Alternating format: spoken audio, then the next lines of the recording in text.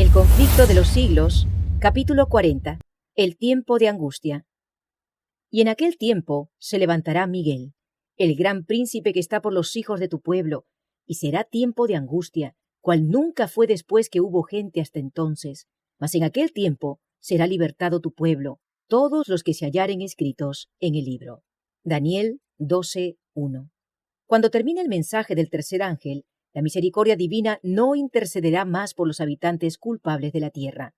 El pueblo de Dios habrá cumplido su obra, habrá recibido la lluvia tardía, el refrigerio de la presencia del Señor, y estará preparado para la hora de prueba que le espera. Los ángeles se apuran, van y vienen de acá para allá en el cielo. Un ángel que regresa de la tierra anuncia que su obra está terminada. El mundo ha sido sometido a la prueba final, y todos los que han resultado fieles a los preceptos divinos han recibido el sello del Dios vivo. Entonces, Jesús dejará de interceder en el santuario celestial. Levantará sus manos y con gran voz dirá: «Hecho es». Y todas las huestes de los ángeles depositarán sus coronas, mientras Él anuncia en tono solemne: «El que es injusto, sea injusto aún, y el que es sucio, sea sucio aún, y el que es justo, sea justo aún, y el que es santo, sea aún santo». Apocalipsis 22:11. Cada caso ha sido fallado para vida o para muerte. Cristo ha hecho propiciación por su pueblo y borrado sus pecados. El número de sus súbditos está completo. El reino y el señorío y la majestad de los reinos debajo de todo el cielo van a ser dados a los herederos de la salvación, y Jesús va a reinar como Rey de reyes y Señor de señores. Cuando Él abandone el santuario, las tinieblas envolverán a los habitantes de la tierra. Durante ese tiempo terrible, los justos deben vivir sin intercesor, a la vista del Santo Dios. Nada refrena ya a los malos, y Satanás domina por completo a los impenitentes empedernidos. La paciencia de Dios ha concluido. El mundo ha rechazado su misericordia, despreciado su amor y pisoteado su ley. Los impíos han dejado concluir su tiempo de gracia. El Espíritu de Dios, al que se opusieran obstinadamente, acabó por apartarse de ellos. Desamparados ya de la gracia divina, están a merced de Satanás, el cual sumirá entonces a los habitantes de la tierra en una gran tribulación. Como los ángeles de Dios dejen ya de contener los vientos violentos de las pasiones humanas, todos los elementos de contención se desencadenarán. El mundo entero será envuelto en una ruina más espantosa que la que cayó antiguamente sobre Jerusalén. Un solo ángel dio muerte a todos los primogénitos de los egipcios y llenó al país de duelo. Cuando David ofendió a Dios al tomar censo del pueblo, un ángel causó la terrible mortandad con la cual fue castigado su pecado. El mismo poder destructor ejercido por santos ángeles cuando Dios se lo ordena, lo ejercerán los ángeles malvados cuando Él lo permita. Hay fuerzas actualmente listas que no esperan más que el permiso divino para sembrar la desolación por todas partes. Los que honran la ley de Dios han sido acusados de atraer los castigos de Dios sobre la tierra, y se los mirará como si fueran causa de las terribles convulsiones de la naturaleza y de las luchas sangrientas entre los hombres, que llenarán la tierra de aflicción. El poder que acompañe la última amonestación enfurecerá a los malvados. Su ira se ensañará contra todos los que hayan recibido el mensaje, y Satanás despertará el espíritu de odio y persecución en un grado de intensidad aún mayor. Cuando la presencia de Dios se retiró de la nación judía, tanto los sacerdotes como el pueblo lo ignoraron. Aunque bajo el dominio de Satanás y arrastrados por las pasiones más horribles y malignas, creían ser todavía el pueblo escogido de Dios. Los servicios del templo seguían su curso, se ofrecían sacrificios en los altares profanados, y cada día se invocaba la bendición divina sobre un pueblo culpable de la sangre del Hijo amado de Dios y que trataba de matar a sus ministros y apóstoles. Así también, cuando la decisión irrevocable del santuario haya sido pronunciada y el destino del mundo haya sido determinado para siempre, los habitantes de la tierra no lo sabrán. Las formas de la religión seguirán en vigor entre las muchedumbres de en medio de las cuales el Espíritu de Dios se habrá retirado finalmente, y el celo satánico con el cual el príncipe del mal ha de inspirarlas para que cumplan sus crueles designios se asemejará al celo por Dios. Una vez que el sábado llega a ser el punto especial de controversia en toda la cristiandad y las autoridades religiosas y civiles se unan para imponer la observancia del domingo, la negativa persistente por parte de una pequeña minoría de ceder a la exigencia popular la convertirá en objeto de execración universal. Se demandará con insistencia que no se tolere a los pocos que se oponen a una institución de la Iglesia y a una ley del Estado, pues vale más que esos pocos sufran y no que naciones enteras sean precipitadas a la confusión y anarquía. Este mismo argumento fue presentado contra Cristo hace 1800 años por los príncipes del pueblo. «Nos conviene», dijo el astuto Caifás, «que un hombre muera por el pueblo y no que toda la nación se pierda». Juan 11:50. Este argumento parecerá concluyente y finalmente se expedirá contra todos los que santifiquen el sábado un decreto que los declare merecedores de las penas más severas y autorice al pueblo para que, pasado cierto tiempo, los mate. El romanismo en el Viejo Mundo y el protestantismo apóstata en la América del Norte actuarán de la misma manera contra los que honren todos los preceptos divinos. El pueblo de Dios se verá entonces sumido en las escenas de aflicción y angustia descritas por el profeta y llamadas el tiempo de la apretura de Jacob. Porque así ha dicho Jehová: hemos oído voz de temblor, espanto y no paz. Hanse tornado pálidos todos los rostros. ¡Ah, cuán grande es aquel día! Tanto que no hay otro semejante a él. Tiempo de angustia para Jacob, mas de ella será librado. Jeremías 30, versos 5 al 7. La noche de la aflicción de Jacob, cuando luchó en oración para ser librado de manos de Esaú, representa la prueba por la que pasará el pueblo de Dios en el tiempo de angustia. Debido al engaño practicado para asegurarse la bendición que su padre intentaba dar a Esaú, Jacob había huido para salvar su vida, atemorizado por las amenazas de muerte que profería su hermano. Después de haber permanecido muchos años en el destierro, se puso en camino por mandato de Dios para regresar a su país, con sus mujeres, sus hijos, sus rebaños y sus ganados. Al acercarse a los términos del país, se llenó de terror al tener noticia de que Esaú se acercaba al frente de una compañía de guerreros, sin duda para vengarse de él. Los que acompañaban a Jacob, sin armas e indefensos, parecían destinados a caer irremisiblemente víctimas de la violencia y la matanza. A esta angustia y a este temor que lo tenían abatido, se agregaba el peso abrumador de los reproches que se hacía a sí mismo, pues era su propio pecado el que le había puesto a él y a los suyos en semejante trance. Su única esperanza se cifraba en la misericordia de Dios. Su único amparo debía ser la oración. Sin embargo, hizo cuanto estuvo de su parte para dar reparación a su hermano por el agravio que le había inferido y para evitar el peligro que le amenazaba. Así deberán hacer los discípulos de Cristo al acercarse el tiempo de angustia. Procurar que el mundo los conozca bien, a fin de desarmar los prejuicios y evitar los peligros que amenazan la libertad de conciencia. Después de haber despedido a su familia para que no presenciara su angustia, Jacob permaneció solo para interceder con Dios. Confiesa su pecado y reconoce agradecido la bondad de Dios para con él, a la vez que, humillándose profundamente, invoca en su favor el pacto hecho con sus padres y las promesas que le fueron hechas a él mismo en su visión en Betel y en tierra extraña. Llegó la hora crítica de su vida. Todo está en peligro. En las tinieblas y en la soledad sigue orando y humillándose ante Dios. De pronto, una mano se apoya en su hombro. Se le figura que un enemigo va a matarle y con toda la energía de la desesperación lucha con él. Cuando el día empieza a rayar, el desconocido hace uso de su poder sobrenatural. Al sentir su toque, el hombre fuerte parece quedar paralizado y cae impotente, tembloroso y suplicante sobre el cuello de su misterioso antagonista. Jacob sabe entonces que es con el ángel de la alianza con quien ha luchado.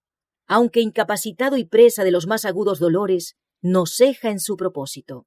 Durante mucho tiempo ha sufrido perplejidades, remordimientos y angustia a causa de su pecado. Ahora debe obtener la seguridad de que ha sido perdonado. El visitante celestial parece estar por marcharse, pero Jacob se aferra a él y le pide su bendición. El ángel le insta: «Suéltame, que ya raya el alba».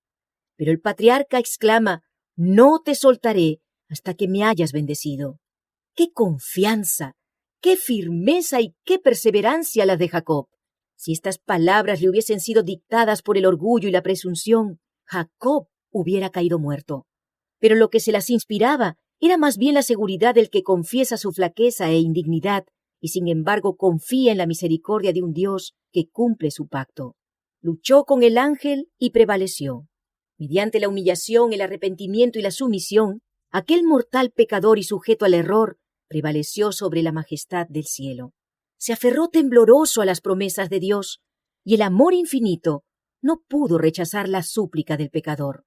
Como señal de su triunfo y como estímulo para que otros imitasen su ejemplo, se le cambió el nombre. En lugar del que recordaba su pecado, recibió otro que conmemoraba su victoria. Y al prevalecer Jacob con Dios, obtuvo la garantía de que prevalecería al luchar con los hombres. Ya no temía arrostrar la ira de su hermano, pues el Señor era su defensa. Satanás había acusado a Jacob ante los ángeles de Dios y pretendía tener derecho a destruirle por causa de su pecado. Había inducido a Esaú a que marchase contra él, y durante la larga noche de lucha del patriarca, Satanás procuró embargarle con el sentimiento de su culpabilidad para desanimarlo y apartarlo de Dios. Jacob fue casi empujado a la desesperación, pero sabía que sin la ayuda de Dios perecería. Se había arrepentido sinceramente de su pecado y apelaba a la misericordia de Dios. No se dejó desviar de su propósito, sino que se adhirió firmemente al ángel e hizo su petición con ardientes clamores de agonía hasta que prevaleció. Así como Satanás influyó en Esaú para que marchase contra Jacob, así también instigará a los malos para que destruyan al pueblo de Dios en el tiempo de angustia. Como acusó a Jacob, acusará también al pueblo de Dios. Cuenta las multitudes del mundo entre sus súbditos, pero la pequeña compañía de los que guardan los mandamientos de Dios resiste a su pretensión a la supremacía. Si pudiese hacerlos desaparecer de la tierra, su triunfo sería completo. Ve que los ángeles protegen a los que guardan los mandamientos e infiere que sus pecados les han sido perdonados. Pero no sabe que la suerte de cada uno de ellos ha sido resuelta en el santuario celestial. Tiene conocimiento exacto de los pecados que les ha hecho cometer y los presenta ante Dios con la mayor exageración y asegurando que esa gente es tan merecedora como él mismo de ser excluida del favor de Dios. Declara que en justicia el Señor no puede perdonar los pecados de ellos y destruirle al mismo tiempo a él y a sus ángeles. Los reclama como presa suya y pide que les sean entregados para destruirlos. Mientras Satanás acusa al pueblo de Dios, haciendo hincapié en sus pecados, el Señor le permite probarlos hasta el extremo. La confianza de ellos en Dios, su fe y su firmeza serán rigurosamente probadas. El recuerdo de su pasado hará decaer sus esperanzas, pues es poco el bien que pueden ver en toda su vida. Reconocen plenamente su debilidad e indignidad. Satanás trata de aterrorizarlos con la idea de que su caso es desesperado, de que las manchas de su impureza no serán jamás lavadas. Espera así aniquilar su fe, hacerles ceder a sus tentaciones y alejarlos de Dios. Aun cuando los hijos de Dios se ven rodeados de enemigos que tratan de destruirlos, la angustia que sufren no procede del temor de ser perseguidos a causa de la verdad. Lo que temen es no haberse arrepentido de cada pecado y que debido a alguna falta, por ellos cometida, no puedan ver realizada en ellos la promesa del Salvador. Yo también te guardaré de la hora de prueba que ha de venir sobre todo el mundo. Apocalipsis 3:10. Si pudiesen tener la seguridad del perdón, no retrocederían ante las torturas ni la muerte. Pero si fuesen reconocidos indignos de perdón y hubiesen de perder la vida a causa de sus propios defectos de carácter, entonces el santo nombre de Dios sería vituperado. De todos lados oyen hablar de conspiraciones y traiciones y observan la actividad amenazante de la rebelión. Eso hace nacer en ellos un deseo intensísimo de ver acabarse la apostasía y de que la maldad de los impíos llegue a su fin. Pero mientras piden a Dios que detenga el progreso de la rebelión, se reprochan a sí mismos con gran sentimiento el no tener mayor poder para resistir y contrarrestar la potente invasión del mal. Les parece que si hubiesen dedicado siempre toda su habilidad al servicio de Cristo, avanzando de virtud en virtud, las fuerzas de Satanás no tendrían tanto poder sobre ellos. Afligen sus almas ante Dios, recordándole cada uno de sus actos de arrepentimiento de sus numerosos pecados y la promesa del Salvador. ¿Forzará alguien mi fortaleza? Haga conmigo paz. Sí, haga paz conmigo. Isaías 27:5. Su fe no decae si sus oraciones no reciben inmediata contestación. Aunque sufren la ansiedad, el terror y la angustia más desesperantes, no dejan de orar. Echan mano del poder de Dios como Jacob se aferró al ángel, y de sus almas se exhala el grito: «No te soltaré hasta que me hayas bendecido».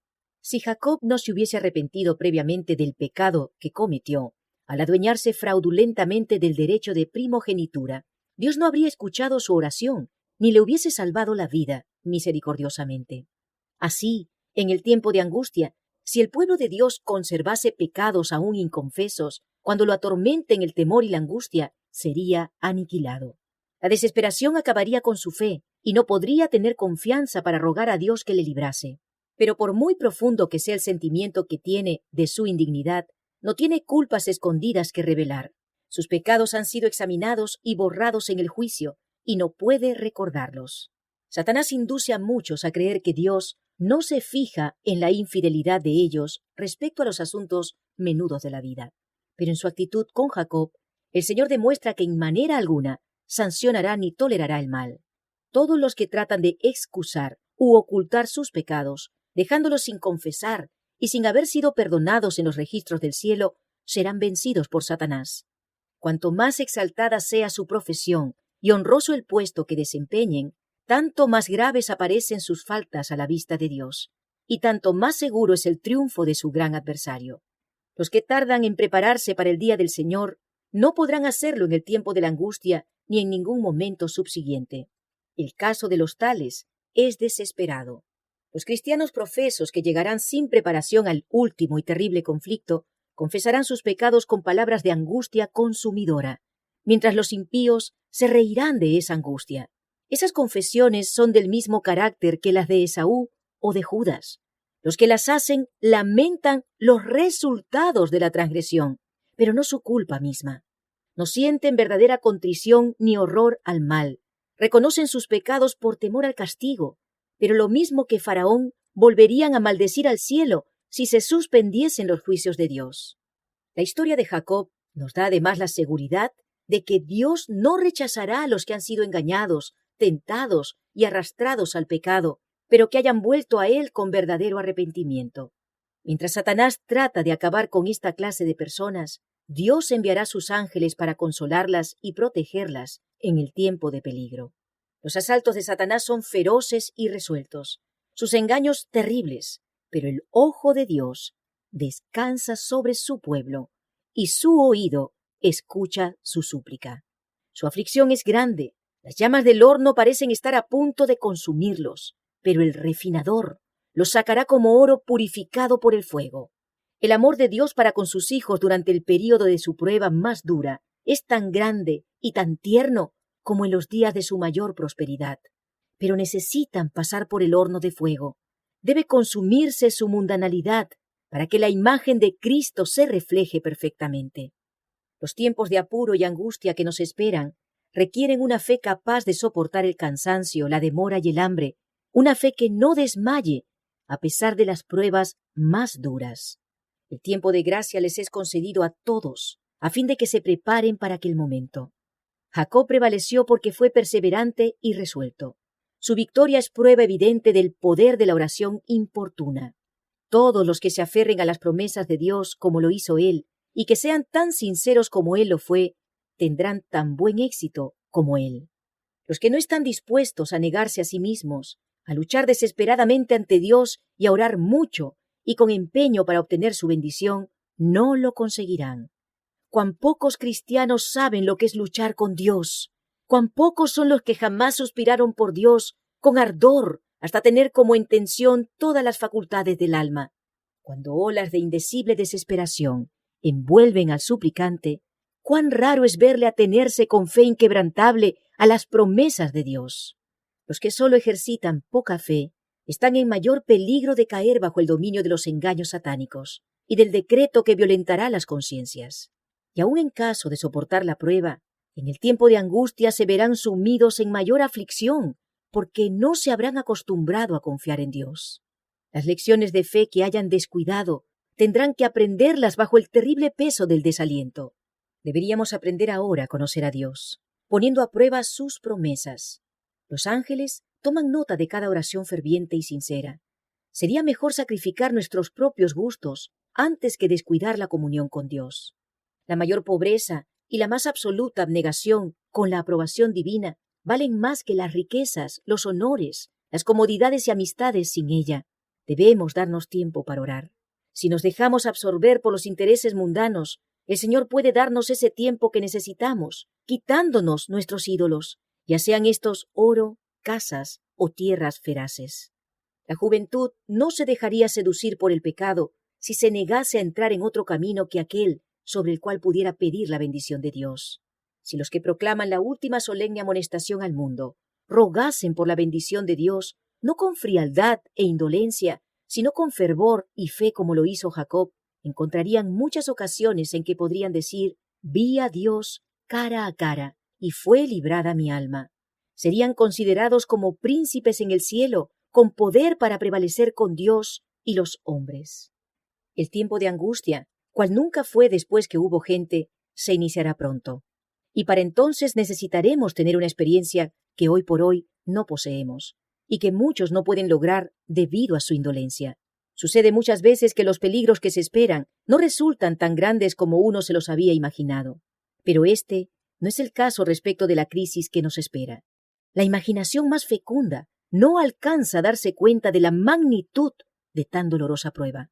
En aquel tiempo de tribulación, cada alma deberá sostenerse por sí sola ante Dios. Si Noé, Daniel y Job estuvieren en el país, vivo yo, dice Jehová el Señor, que ni a hijo ni a hija podrán ellos librar por su justicia, tan solo a sus propias almas librarán. Ahora, mientras que nuestro gran sumo sacerdote está haciendo propiciación por nosotros, debemos tratar de llegar a la perfección en Cristo. Nuestro Salvador no pudo ser inducido a ceder a la tentación, ni siquiera en pensamiento. Satanás encuentra en los corazones humanos algún asidero en que hacerse firme. Es tal vez algún deseo pecaminoso que se acaricia, por medio del cual la tentación se fortalece. Pero Cristo declaró al hablar de sí mismo: viene el príncipe de este mundo, mas no tiene nada en mí. Juan 14:30. Satanás no pudo encontrar nada en el Hijo de Dios que le permitiese ganar la victoria. Cristo guardó los mandamientos de su Padre, y no hubo en él ningún pecado de que Satanás pudiese sacar ventaja. Esta es la condición en que deben encontrarse los que han de poder subsistir en el tiempo de angustia. En esta vida es donde debemos separarnos del pecado por la fe en la sangre expiatoria de Cristo. Nuestro amado Salvador nos invita a que nos unamos a Él, a que unamos nuestra flaqueza con su fortaleza, nuestra ignorancia con su sabiduría, nuestra indignidad con sus méritos. La providencia de Dios es la escuela en la cual debemos aprender a tener la mansedumbre y humildad de Jesús. El Señor nos está presentando siempre, no el camino que escogeríamos y que nos parecería más fácil y agradable, sino el verdadero, el que lleva a los fines verdaderos de la vida. De nosotros está, pues, que cooperemos con los factores que Dios emplea en la tarea de conformar nuestros caracteres con el modelo divino. Nadie puede descuidar o aplazar esta obra sin grave peligro para su alma. El apóstol San Juan, estando en visión, oyó una gran voz que exclamaba en el cielo: ¡ay de los moradores de la tierra y del mar! Porque el diablo ha descendido a vosotros teniendo grande ira, sabiendo que tiene poco tiempo. Apocalipsis 12:12. Espantosas son las escenas que provocaron esta exclamación de la voz celestial. La ira de Satanás crece a medida que se va acercando el fin, y su obra de engaño y destrucción culminará durante el tiempo de angustia. Pronto aparecerán en el cielo signos pavorosos de carácter sobrenatural, en prueba del poder milagroso de los demonios. Los espíritus de los demonios irán en busca de los reyes de la tierra y por todo el mundo para aprisionar a los hombres con engaños e inducirlos a que se unan a Satanás en su última lucha contra el gobierno de Dios. Mediante estos agentes, tanto los príncipes como los súbditos serán engañados. Surgirán entes que se darán por el mismo Cristo y reclamarán los títulos y el culto que pertenecen al Redentor del mundo. Harán curaciones milagrosas y asegurarán haber recibido del cielo revelaciones contrarias al testimonio de las Sagradas Escrituras. El acto capital que coronará el gran drama del engaño será que el mismo Satanás se dará por el Cristo. Hace mucho que la Iglesia profesa esperar el advenimiento del Salvador como consumación de sus esperanzas. Pues bien, el gran engañador simulará que Cristo habrá venido. En varias partes de la tierra, Satanás se manifestará a los hombres como ser majestuoso, de un brillo deslumbrador, parecido a la descripción que del Hijo de Dios da San Juan en el Apocalipsis. Apocalipsis 1, versos 13 al 15. La gloria que le rodee superará cuanto hayan visto los ojos de los mortales. El grito de triunfo repercutirá por los aires. ¡Cristo ha venido! ¡Cristo ha venido! El pueblo se postrará en adoración ante él, mientras levanta sus manos y pronuncia una bendición sobre ellos, como Cristo bendecía a sus discípulos cuando estaba en la tierra. Su voz es suave y acompasada, aunque llena de melodía. En tono amable y compasivo, enuncia alguna de las verdades celestiales y llenas de gracia que pronunciaba el Salvador. Cura las dolencias del pueblo y luego, en su fementido carácter de Cristo, asegura haber mudado el día de reposo del sábado al domingo y manda a todos que santifiquen el día bendecido por él. Declara que aquellos que persisten en santificar el séptimo día blasfeman su nombre, porque se niegan a oír a sus ángeles, que les fueron enviados con la luz de la verdad. Es el engaño más poderoso y resulta casi irresistible.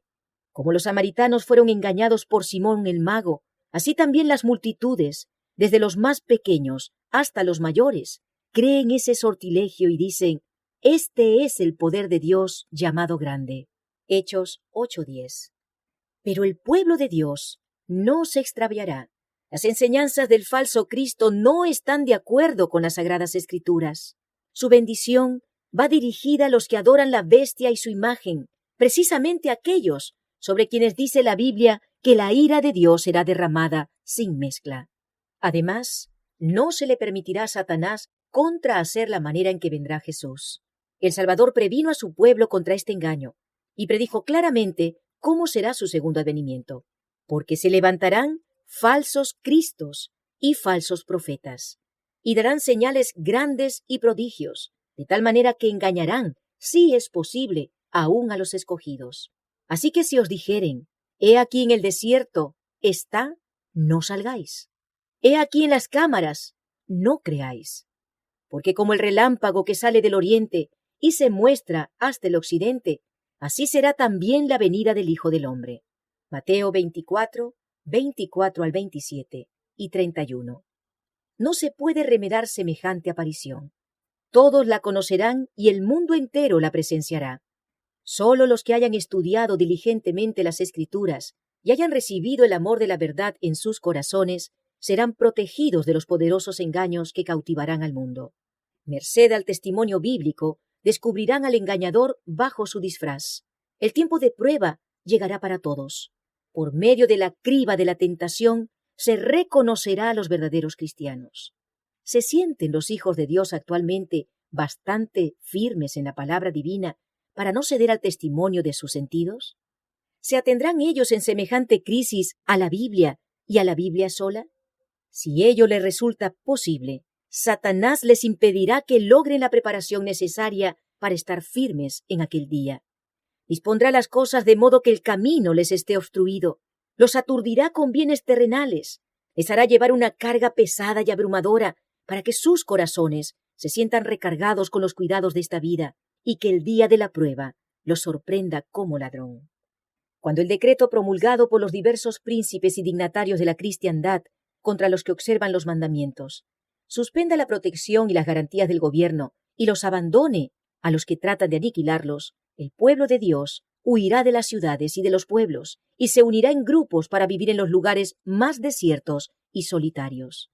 Muchos encontrarán refugio en puntos de difícil acceso en las montañas, como los cristianos de los valles del Piamonte. Convertirán los lugares elevados de la tierra en santuarios suyos y darán gracias a Dios por las fortalezas de rocas. Isaías 33:16. Pero muchos seres humanos de todas las naciones y de todas clases, grandes y pequeños, ricos y pobres, negros y blancos, serán arrojados en la más injusta y cruel servidumbre. Los amados de Dios pasarán días penosos, encadenados, encerrados en cárceles, sentenciados a muerte, algunos abandonados adrede para morir de hambre y sed en sombríos y repugnantes calabozos. Ningún oído humano escuchará sus lamentos. Ninguna mano humana se aprontará a socorrerlos. ¿Olvidará el Señor a su pueblo en esa hora de prueba? ¿Olvidó acaso al fiel Noé cuando sus juicios cayeron sobre el mundo antediluviano? ¿Olvidó acaso a Lot cuando cayó fuego del cielo para consumir las ciudades de la llanura? ¿Se olvidó de José cuando estaba rodeado de idólatras en Egipto? ¿O de Elías cuando el juramento de Jezabel le amenazaba con la suerte de los profetas de Baal? ¿Se olvidó de Jeremías en el oscuro y húmedo pozo en donde había sido echado? ¿Se olvidó acaso de los 3 jóvenes en el horno ardiente o de Daniel en el foso de los leones? Sión, empero, ha dicho: Me ha abandonado Jehová, y el Señor se ha olvidado de mí. ¿Se olvidará acaso la mujer de su niño mamante, de modo que no tenga compasión del hijo de sus entrañas? Aún las tales le pueden olvidar, mas no me olvidaré yo de ti. He aquí, sobre las palmas de mis manos te traigo esculpida. Isaías 49, 14 al 16.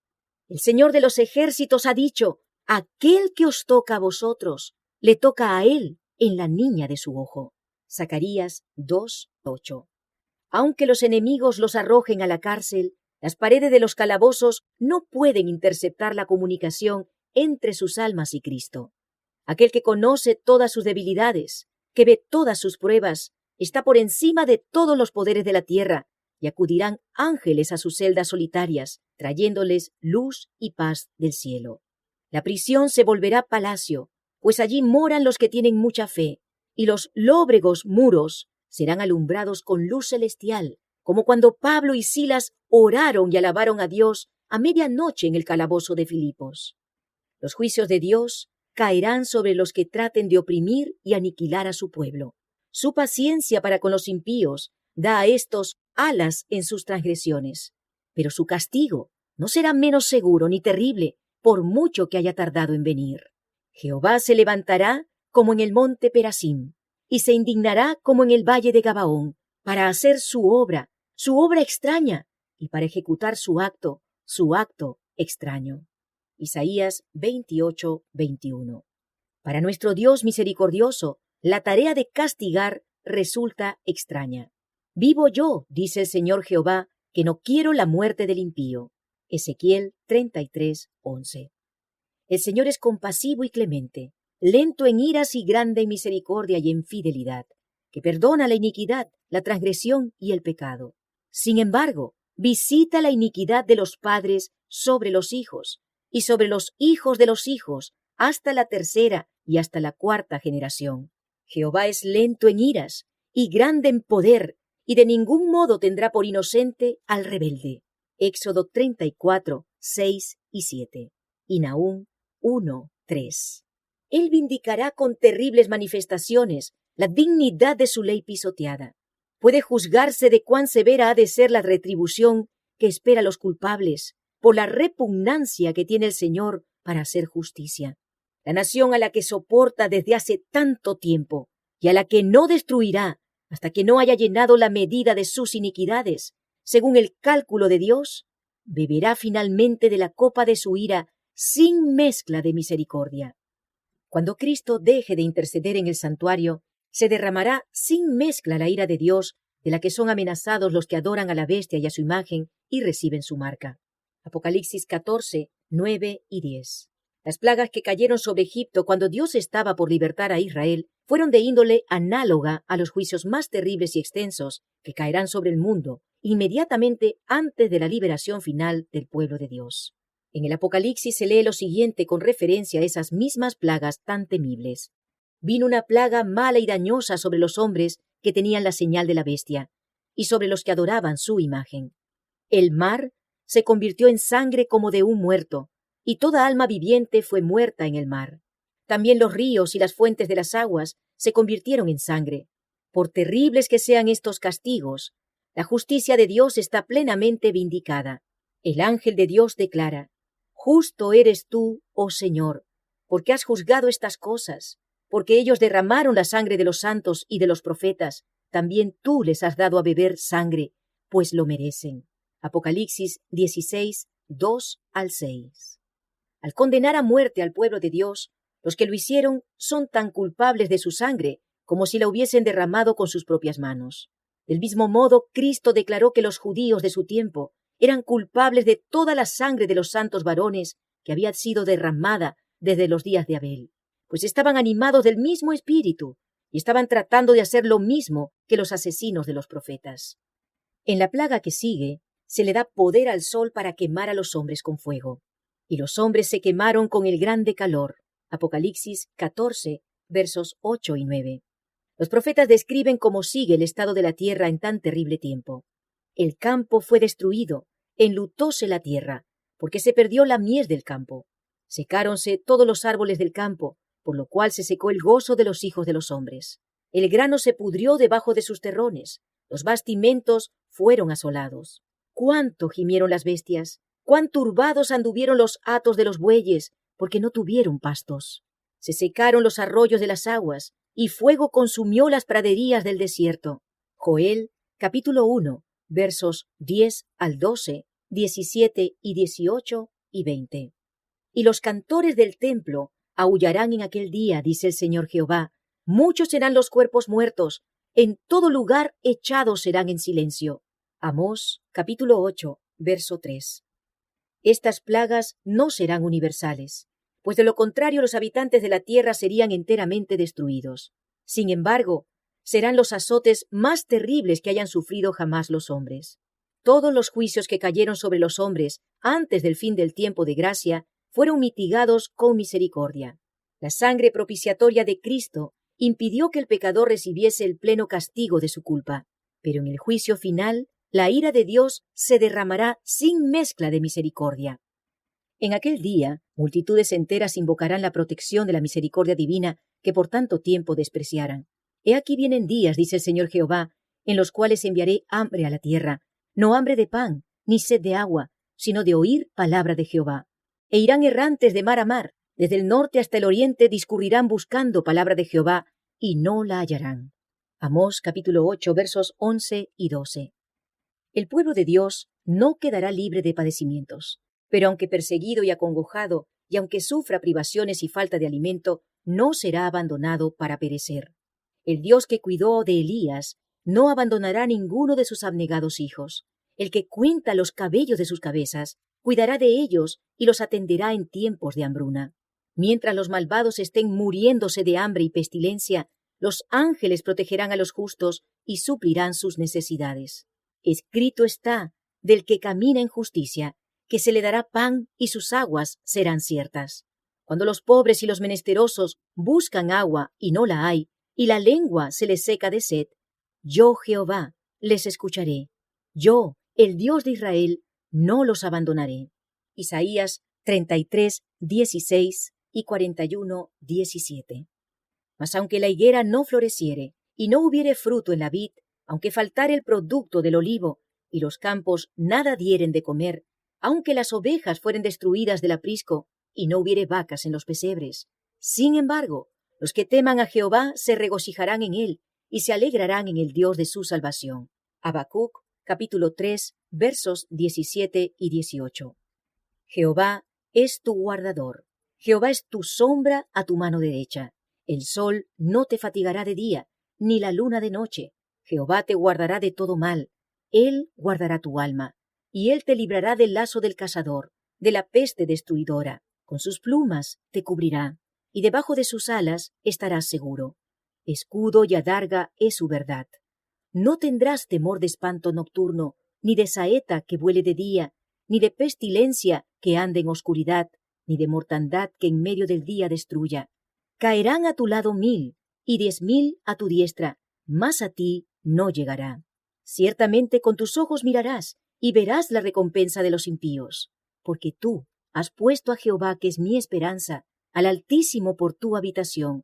No te sobrevendrá mal, ni plaga tocará tu morada. Salmos 121, versos 5 al 7, y 91, versos 3 al 10. Sin embargo, por lo que ven los hombres, parecería que los hijos de Dios tuviesen que sellar pronto su destino con su sangre, como lo hicieron los mártires que los precedieron. Ellos mismos empiezan a temer que el Señor los deje perecer en las manos homicidas de sus enemigos. Es un tiempo de terrible agonía. De día y de noche claman a Dios para que los libre. Los malos triunfan, y se oye este grito de burla. ¿Dónde está ahora vuestra fe? ¿Por qué no os libra Dios de nuestras manos, si sois verdaderamente su pueblo? Pero mientras esos fieles cristianos aguardan, recuerdan que cuando Jesús estaba muriendo en la cruz del Calvario, los sacerdotes y príncipes gritaban en tono de mofa: «A otro salvó, a sí mismo no puede salvar. Si es el Rey de Israel, descienda ahora de la cruz, y creeremos en él». Mateo 27, 42. Como Jacob, todos luchan con Dios. Sus semblantes expresan la agonía de sus almas. Están pálidos, pero no dejan de orar con fervor. Si los hombres tuviesen la visión del cielo, verían compañías de ángeles poderosos en fuerza, estacionados en torno de los que han guardado la palabra de la paciencia de Cristo. Con ternura y simpatía, los ángeles han presenciado la angustia de ellos y han escuchado sus oraciones. Aguardan la orden de su jefe para arrancarlos del peligro, pero tienen que esperar un poco más. El pueblo de Dios tiene que beber de la copa y ser bautizado con el bautismo. La misma dilación que es tan penosa para ellos es la mejor respuesta a sus oraciones. Mientras procuran esperar con confianza que el Señor obre, son inducidos a ejercitar su fe, esperanza y paciencia como no lo hicieron durante su experiencia religiosa anterior. Sin embargo, el tiempo de angustia será acortado por amor de los elegidos. ¿Y acaso Dios no defenderá la causa de sus escogidos que claman a Él día y noche? Os digo que defenderá su causa presto. Lucas 18, 7 y 8. El fin vendrá más pronto de lo que los hombres esperan. El trigo será recogido y atado en gavillas para el granero de Dios. La cizaña será amarrada en haces para los fuegos destructores. Los centinelas celestiales, fieles a su cometido, siguen vigilando.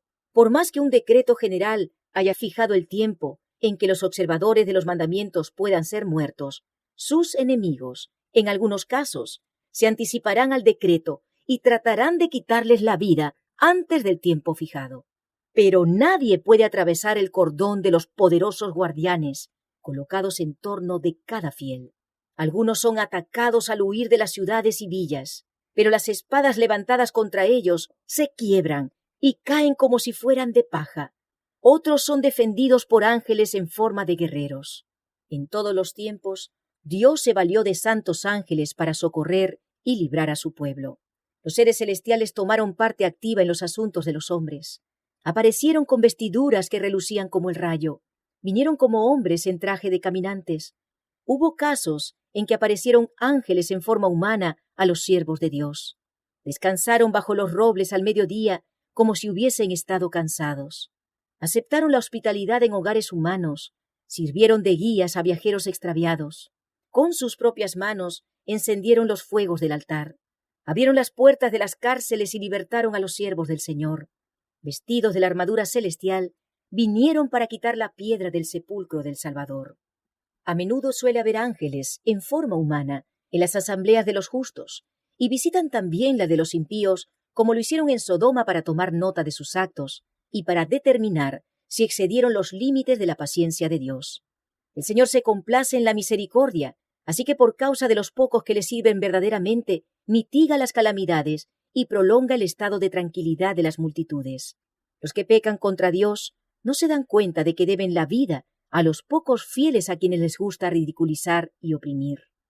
Aunque los gobernantes de este mundo no lo sepan, ha sido frecuente que en sus asambleas hablaran ángeles. Ojos humanos los han mirado, oídos humanos han escuchado sus llamamientos, labios humanos se han opuesto a sus indicaciones y han puesto en ridículo sus consejos, y hasta manos humanas los han maltratado. En las salas de consejo y en los tribunales, estos mensajeros celestiales han revelado sus grandes conocimientos de la historia de la humanidad y se han demostrado más capaces de defender la causa de los oprimidos que los abogados más hábiles y más elocuentes. Han frustrado propósitos y atajado males que habrían atrasado en gran manera la obra de Dios y habrían causado grandes padecimientos a su pueblo. En la hora de peligro y angustia, el ángel de Jehová acampa en derredor de los que le temen y los defiende. Salmos 34, 7. El pueblo de Dios espera con ansia las señales de la venida de su Rey, y cuando se les pregunta a los centinelas ¿qué hay de la noche?, se oye la respuesta terminante: la mañana viene, y también la noche. Isaías 21, 11 y 12. La luz dora las nubes que coronan las cumbres. Pronto su gloria se revelará. El sol de justicia está por salir. Tanto la mañana como la noche van a principiar. La mañana del día eterno para los justos y la noche perpetua para los impíos. Mientras el pueblo militante de Dios dirige con empeño sus oraciones a Dios, el velo que los separa del mundo invisible parece estar casi descorrido. Los cielos se encienden con la aurora del día eterno, y cual melodía de cánticos angélicos llegan a sus oídos las palabras: Manteneos firmes en vuestra fidelidad. Ya os llega ayuda. Cristo, el vencedor todopoderoso, ofrece a sus cansados soldados una corona de gloria inmortal, y su voz se deja oír por las puertas entornadas. He aquí que estoy con vosotros. No temáis. Conozco todas vuestras penas. He cargado con vuestros dolores. No estáis lidiando contra enemigos desconocidos. He peleado en favor vuestro, y en mi nombre sois más que vencedores. Nuestro amado Salvador nos enviará ayuda en el momento mismo en que la necesitemos. El camino del cielo quedó consagrado por sus pisadas. Cada espina que hiere nuestros pies hirió también los suyos. Él cargó antes que nosotros la cruz que cada uno de nosotros ha de cargar. El Señor permite los conflictos a fin de preparar al alma para la paz. El tiempo de angustia es una prueba terrible para el pueblo de Dios, pero es el momento en que todo verdadero creyente debe mirar hacia arriba a fin de que por la fe pueda ver el arco de la promesa que le envuelve. Cierto, tornarán los redimidos de Jehová, volverán a Sión cantando, y gozo perpetuo será sobre sus cabezas. Poseerán gozo y alegría, y el dolor y el gemido huirán. Yo soy vuestro consolador. ¿Quién eres tú para que tengas temor del hombre que es mortal, del Hijo del hombre que por heno será contado? Y haste ya olvidado de Jehová tu Hacedor, y todo el día temiste continuamente del furor del que aflige, cuando se disponía para destruir. Mas, ¿en dónde está el furor del que aflige? El preso se da prisa para ser suelto, por no morir en la mazmorra, ni que le falte su pan. Empero yo, Jehová, que parto la mar, y suenan sus ondas, soy tu Dios, cuyo nombre es Jehová de los ejércitos. Y en tu boca he puesto mis palabras, y con la sombra de mi mano te cubrí. Isaías 51, versos 11 al 16. Oye pues ahora esto, miserable, ebria, y no de vino. Así dijo tu Señor Jehová y tu Dios, el cual pleitea por su pueblo. He aquí, he quitado de tu mano el cáliz de aturdimiento, la hez del cáliz de mi furor. Nunca más lo beberás. Y ponerlo he en mano de tus angustiadores, que dijeron a tu alma, encórvate y pasaremos. Y tú pusiste tu cuerpo como tierra, y como camino a los que pasan. Isaías 51, 21 al 23. El ojo de Dios, al mirar al través de las edades, se fijó en la crisis a la cual tendrá que hacer frente su pueblo cuando los poderes de la tierra se unan contra él. Como los desterrados cautivos, temerán morir de hambre o por la violencia. Pero el Dios Santo que dividió las aguas del Mar Rojo delante de los israelitas manifestará su gran poder, libertándolos de su cautiverio. Ellos me serán un tesoro especial, dice Jehová de los ejércitos, en aquel día que yo preparo, y me compadeceré de ellos, como un hombre se compadece de su mismo hijo que le sirve. Malaquías 3:17. Si la sangre de los fieles siervos de Cristo fuese entonces derramada, no sería ya como la sangre de los mártires, semilla destinada a dar una cosecha para Dios.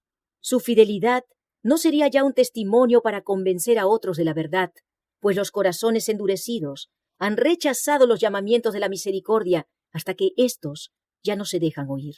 Si los justos cayesen entonces presa de sus enemigos, sería un triunfo para el príncipe de las tinieblas. El salmista dice, me esconderá en su pabellón en el día de calamidad. Me encubrirá en lo recóndito de su tabernáculo. Salmos 27:5. Cristo ha dicho, ven, pueblo mío, entra en tus aposentos, cierra tus puertas sobre ti, escóndete por un corto momento, hasta que pase la indignación. Porque he aquí que Jehová sale de su lugar para castigar a los habitantes de la tierra por su iniquidad. Isaías 26, 20 y 21. Gloriosa será la liberación de los que lo han esperado pacientemente y cuyos nombres están escritos en el libro de la vida.